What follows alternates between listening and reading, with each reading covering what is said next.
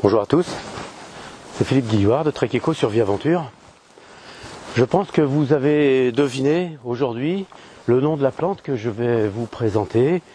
Je suis entouré de ricins, petits, moyens et grands ici.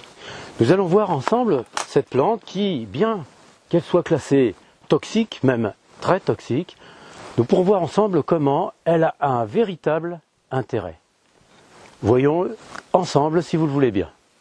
Cette plante, en fonction de l'endroit où elle pousse, est utilisée pour des raisons différentes. En Europe et en France, en l'occurrence, on utilise le ricin pour embellir des jardins. Pour une raison qui est simple, c'est une plante qui pousse très vite, qui forme des feuilles qui sont vraiment merveilleuses, avec des couleurs qui varient du pourpre jusqu'au vert, et surtout qui permet d'avoir des fleurs merveilleuses, des fleurs et des fruits qui sont très jolis. Donc, au niveau esthétique, dans un jardin d'agrément, c'est une plante qui est vraiment très belle à utiliser. Néanmoins, comme cette plante gèle, elle ne peut pas être permanente dans votre jardin et c'est une plante qu'il faut replanter chaque année par pot. Par contre, vous voyez derrière moi un arbre qui, lui, un arbre de ricin qui fait à peu près au moins 4 mètres de hauteur. Il fait 15 mètres de hauteur, pourquoi? Parce qu'il n'a pas gelé. Et comme cette plante, dans la nature, peut pousser, quand il ne gèle pas, elle continue de croître. Ainsi, certains spécimens comme celui-ci, vous voyez, font un peu plus de 4 mètres. J'en ai vu qui montaient jusqu'à 7 mètres, ce qui représente véritablement un arbre. Cet arbre est intéressant à repérer pour une raison qui est simple, c'est que c'est un arbre qui est toxique, donc il faut y faire attention. Et toutes les parties de la plante sont toxiques. Ce qui est particulier chez cet arbre, c'est que par contre, il y a une seule chose qui peut être consommée ou utilisée.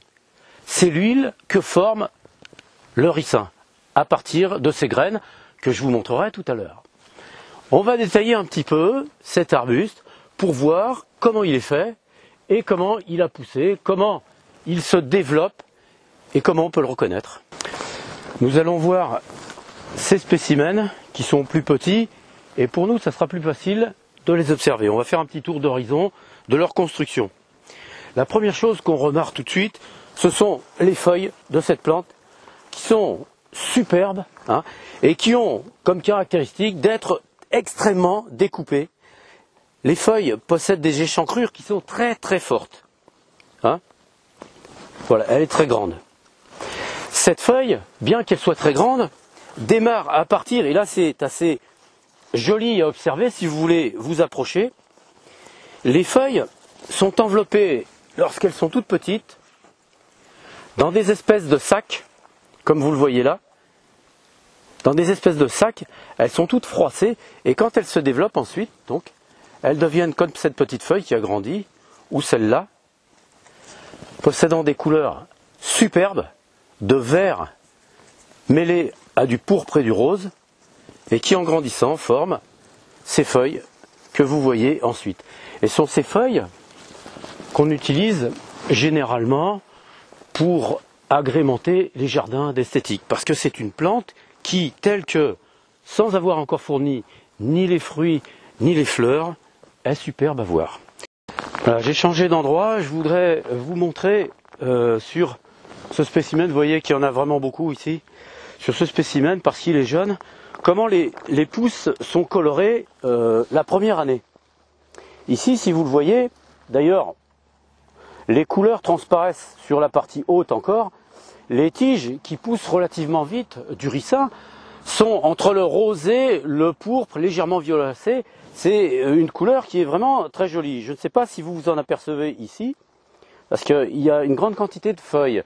C'est vraiment très joli. Et cette couleur, lorsque la plante grandit, lorsqu'elle commence à avoir plus d'une année, eh bien ces couleurs disparaissent et les branches, on va appeler ça des branches si vous voulez, les tiges plutôt blanchissent et commencent à former une écorce. Une chose très particulière du ricin, c'est sa fleur. Approchez-vous parce qu'on a besoin de la voir de près. C'est une fleur qui est particulière dans le monde végétal parce que elle produit des fleurs mâles en dessous des fleurs femelles. Et d'habitude, évidemment, on pourrait penser qu'il est plus pratique pour la plante de mettre les fleurs mâles au-dessus pour laisser tomber le pollen sur les fleurs femelles qui sont dessous, mais là, la plante a choisi de faire le contraire. Notez la fleur qui se répartit en étages. Nous voyons ici en bas les fleurs, donc ces boules que vous voyez vont s'ouvrir et vont donner naissance à ces fleurs. Les parties hautes sont des parties qui ont été fécondées et qui commencent à former des graines. Et dans ces petites bogues hérissées, comme vous le voyez, alors elles sont hérissées, elles sont épineuses si on veut, mais c'est tout mou.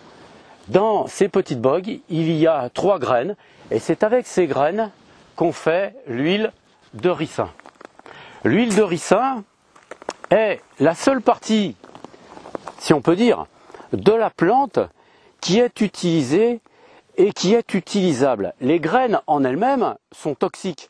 Si vous consommez ces graines, vous risquez d'avoir des désagréments importants, et même d'ailleurs toutes les parties de la plante, les feuilles comme les graines, de manière générale, si vous en consommez, au bout d'une quantité qui n'est pas forcément très grande, vous pouvez en mourir, hein.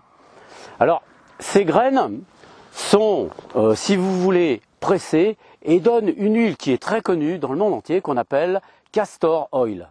Ça n'est pas de l'huile de castor.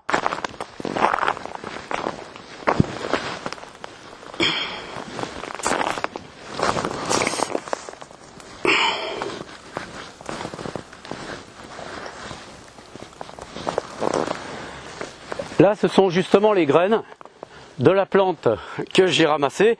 Je vous les montrerai tout à l'heure. La castor oil, l'huile de ricin, est une huile qui est utilisable. Pourquoi? Parce que la substance toxique qui est dans cette huile a été ôtée. C'est-à-dire qu'on n'utilise pas l'huile brute qui est produite pendant le pressage. On travaille cette huile de telle sorte que la substance toxique qui est à l'intérieur, qu'on appelle la ricine, soit neutralisée. Et donc ensuite on peut utiliser cette huile castor oil. Alors comment est-ce qu'on utilise cette huile? Eh bien, elle est réputée surtout pour pouvoir faire pousser les cheveux, pour pouvoir faire pousser les ongles, pour entretenir la chevelure, et globalement on l'utilise aussi sur la peau pour pouvoir parfois enlever des dermatoses, que ce soit de l'eczéma, que ce soit du psoriasis ou d'autres types de boutons de cette nature.